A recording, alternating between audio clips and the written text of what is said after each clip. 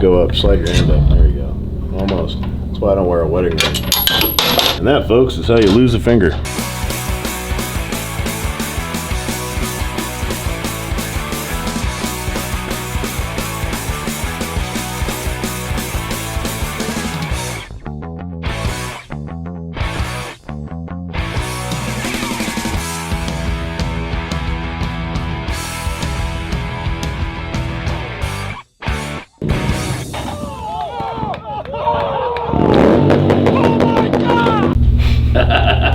I'm Ryan Kruesi. It's Kruesi Originals.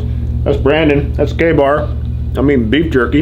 And today, we're going to do a how-to install a Kruesi Originals K-BAR on a Big Bear motor mount. I'm going to walk Brandon through this so he can do it himself. He's pretty excited about getting his K-BAR, and we need to do an install video with a Big Bear setup. So we're going to start with the top bolt. Always. Brandon has a bunch of fancy ARP stuff. Our kit does not come with ARP. It comes with mil-spec stainless grade 8 hardware. When we get to this jerky, this is real good jerky. I'm real hungry. First bolt goes in the top. You want to just kind of slide her on through there. Throw that bolt in. Pop the nut on the back of it, and then leave it alone.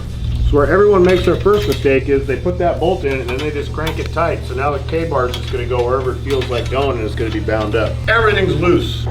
If you're installing anything on a Harley, you should have all the bolts in before you tighten any bolts.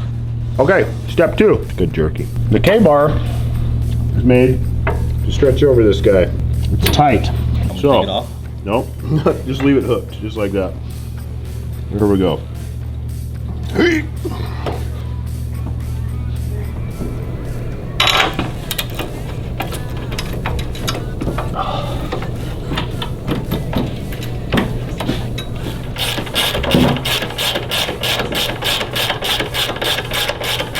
Alright, don't tighten it all the way. Make sure she threads in real nice. Okay, so it is a really tight fit. I don't know where Jake or Kruesi left off. He's talking to a customer right now. It's a super tight fit, so you want to get one side fairly loose. Like get, both threads in. This guy up here pretty loose. Get one side in, and then take you and a buddy. You need some help for it for sure. And stretch this over, and once it gets over that crash bar or that motor mount, it's all about just lining up the holes and getting everything in where they're supposed to go. It takes a little bit of effort. It's a big stretch, but she stretches. And here comes the man. Well, Brandon got an extra tight one because I don't think it was the right one, but it fit. You guys figured it out. Let's see how it goes. I got caught up with a customer up front. He's still up front. Let's talk to you. Okay. Yeah, he's got Concord Purple FXDF. I saw that driving in. Yeah, I don't think I've seen a Concord Purple FXDF. Seen a lot of rare. Oh, duh, yeah, he's got one. John's got one. Seen a lot of rare colors of DXs. I'd never seen a green DX until Brandon got this one, and then like a week later we got that green one that we built and sold.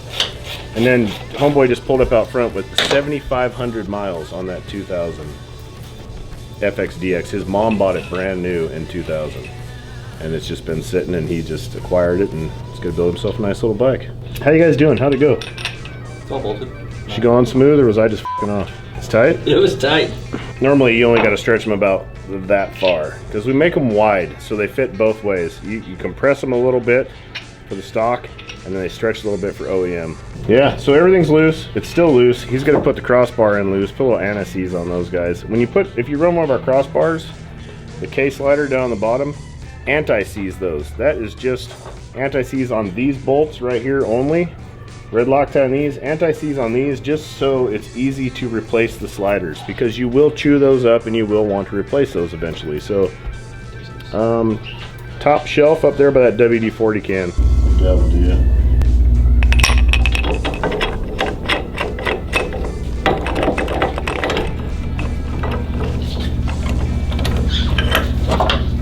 Start with the top one.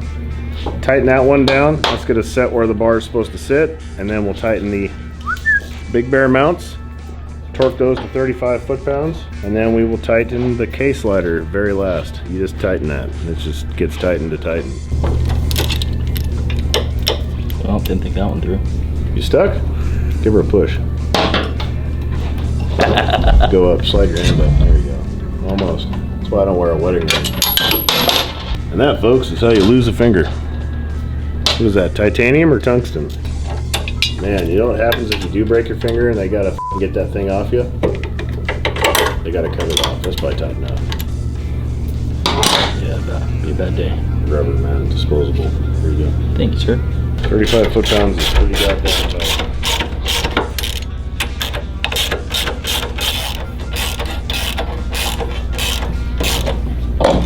With the Big Bear mounts, you really got to compress that rubber bushing too, so I kind of go, back and forth, side to side, and work my way back down, and then look down this plane right here and make sure that the mount itself is flush against the frame, because sometimes they'll sit like this. You know?